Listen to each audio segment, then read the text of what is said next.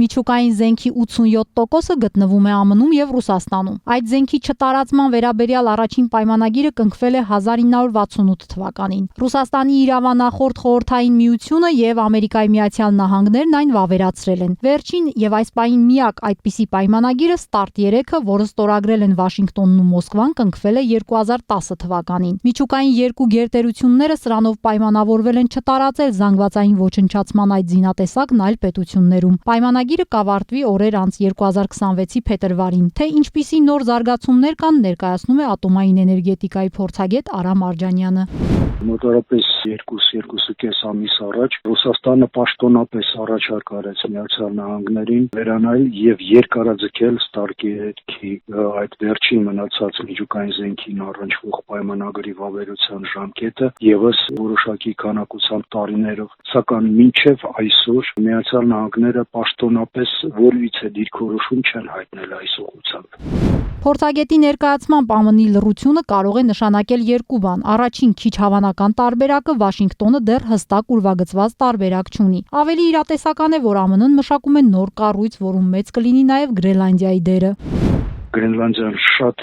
մեծ դերակատարում ունի թե միջուկային զենքի զսպման, թե ռուսական եւ չինական միջուկային զենքով զինված ատոմային սուզանավերի ծավալման, թե հակահրթիռային պաշտպանության ենթակառուցվածքների զարգացման տեսանկյունից։ Մյուս կառուցվածքային գործընթացը, որով ԱՄՆ-ն պատասխանում է կարծես Ռուսաստանի այդ առաջարկին, դա հիշատակվածս Խաղաղության խորհրդի հետ կապված գործընթացներն են։ Եթե չլինի զսպող մեխանիզմ, կարող է իրավիճակը վերածվել քաոսի։ Վերաձևակերպվող աշխարհաքաղաքական իրավիճակում միջուկային զենքի վերաբերյալ հստակ պայմանավորվածություններն առավել քան կարևոր են, ասում է Արամ Արջանյանը։ Առաջինը մեծանում է միջուկային զենքի կիրառման հետ կապված անորոշությունների դաշտը։ Երկրները շատ աղոտ պատկերացում կարող են ունենալ, թե ինչպես, ինչ մեխանիզմներով, երբ եւ ինչ ծավալներով կօգտագործվի միջուկային զենքը։ Երկրորդը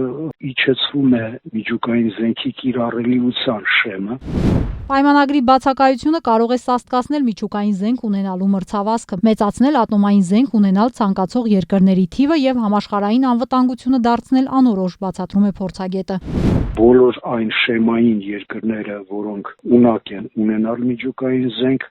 այս անորոշ իրավիճակում հակված կլինեն իրենց այդ ունակությունները կյանքի կոչելու։ Խոսքս առաջին հերթին վերաբերվում է Գերմանիային, վերաբերվում է Ճապոնիային, վերաբերվում է Հարավային Կորեային, երկրորդ էշալոնում վերաբերվում է Թուրքիային եւ Սաուդյան Արաբիային։ Ատոմային զենքի ստեղծման գործում փոքր չէ հայերի դերը։ 1950-ականներին արևմտյան մամուլը գրում էր, որ Հայաստանի քարանձավներում հայ գիտնականները միջուկային զենք են նախագծում։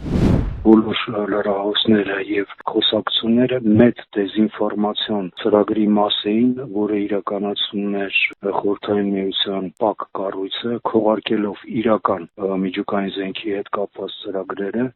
որոնք իրականացում էին Սիբիրում։ Հայաստանը օգտագործվեց որպես քող այդ աշխատանքների համար։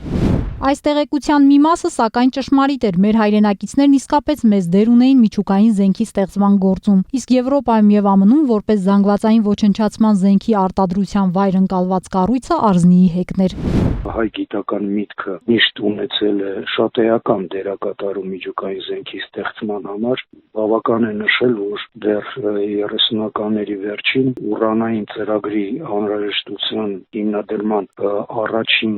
փաստաթուղթը, որը ներկայացվեց ԽՍՀՄ գիտության պետկոմին, ստորագրված էր Ալիխանյան եղբայրների կողմից։ Թե ինչի Խորհրդային Միության միջուկային ծրագիրը ղեկավարեցին ոչ թե Ալիխանյան եղբայրները, այլ Կուրչատով եղբայրները, դա շատ բարդ, շատ հետաքրքիր եւ շատ խճճված պատմություն է։